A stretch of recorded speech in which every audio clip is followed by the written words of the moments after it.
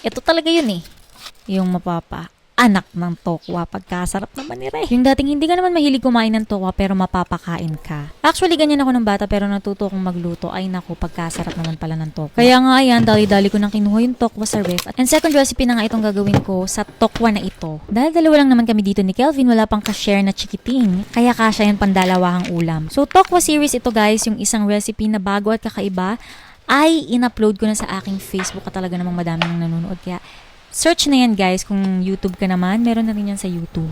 Yung unang part, nabanggit ko na yan sa aking video, ipapatry nyo lang at mas maganda i-press nyo yung tofu para talaga namang mawala yung tubig. At kapit na kapit yung mga pampalasa. Tapos ito, tuturuan ko kayo ng panibagong sauce na talaga namang magugustuhan nyo at pwedeng pwede sa mga fried dishes nyo. Naglagay lang ako ng ketchup, pwedeng banana ketchup, pwedeng tomato ketchup. It's up to you. Gamitin mo kung anong available dyan, pero akong ginamit ko tomato ketchup. Soy sauce at sugar. Yung dami ng sugar ay depende sa kung anong gusto mo. Adjust it according to your preference. Diba? Sundin mo ang puso mo. Actually, pwedeng no-cook na yung sauce na to pag halu-haluin nyo lang. Pero kung gusto nyo mas malapot, ito, maglalagay tayo ng slurry. Slurry, pinaghalong cornstarch and water. Idodissolve lang natin yung cornstarch sa normal temperature ng water. Hindi malamig, hindi mainit. Dahil pag mainit, magbubuo-buo yung cornstarch. At first, paglagay nyo ng slurry, mapapansin nyo, opaque pa yung kanyang color. Pero maya-maya lang, magiging translucent na yan. Yan ang kagandahan pag gumamit ka ng cornstarch as sauce thickener. Kung mapapansin nyo, hinalo ko muna mabuti yung mga ingredients bago ko buksan yung aking induction cooker.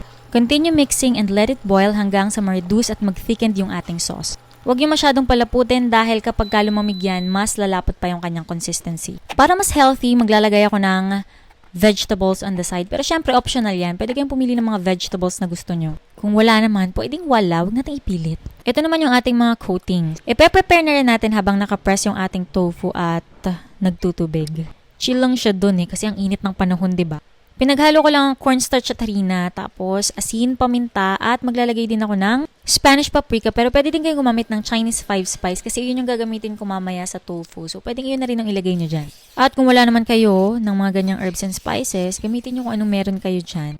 Ako na may nagsasuggest lamang. Next ay itlog. Isang itlog lang yung gagamitin ko para hindi aksayado. Batihin gaya ng usual mong ginagawa.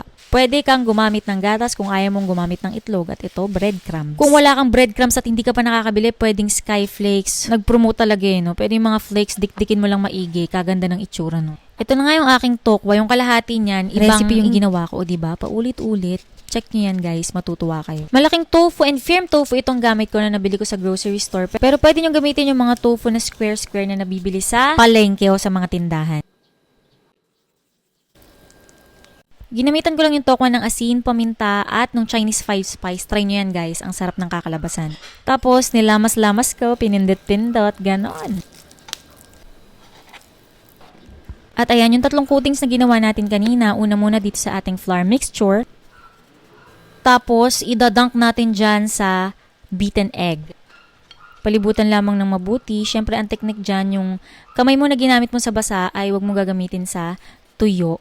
O diba, kung yung kanan mong kamay ginamit mo sa flour, yun din yung gamitin mo sa breadcrumbs. Tapos yung left side, iyon yung gamitin mo sa may egg. Para hindi magdikitan yung ating mga coating sa iyong kamay. At gamit nga ang aking induction cooker at itong aking cute na deep fryer. Set na to guys. Lahat na mga yan kung saan nabibili, pinopost ko po yung link sa description box. Check nyo na lang. Ang cute niya kasi meron na siyang kasamang thermometer. Ayan, kapag magdi-deep fry tayo, 160 degrees Celsius to 180 degrees Celsius. Para ma-achieve natin yung perfect golden brown crispy. Nakakatuwa dito sa mga mass flex cookware guys. Mabilis ka lang makaluto.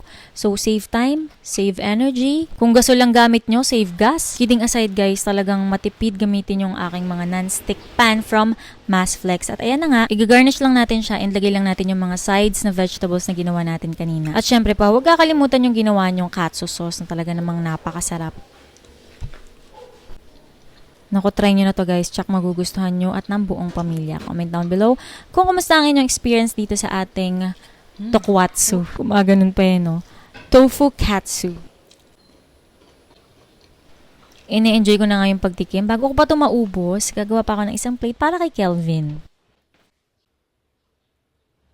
O diba ang kukit ng aking mga plates? Nabili ko lang din yan sa Shopee. Kaya naman sign na to, pabudol ka na. At ito pa, dahil ayaw naman nating maaksaya yung mantika, isang gamit pa lang, kaya Tama-tama itong nabili ko sa Shopee na oil drainer. Actually, pwede din siya pag magsasala kayo ng mga fruit juices nyo. Madami pang iba, diba? Ang ganda, aesthetic. Ayun lang, ako nga pala ang inyong kusinerang ininera, Jane Agustin Silvestre. See you in my next vlog.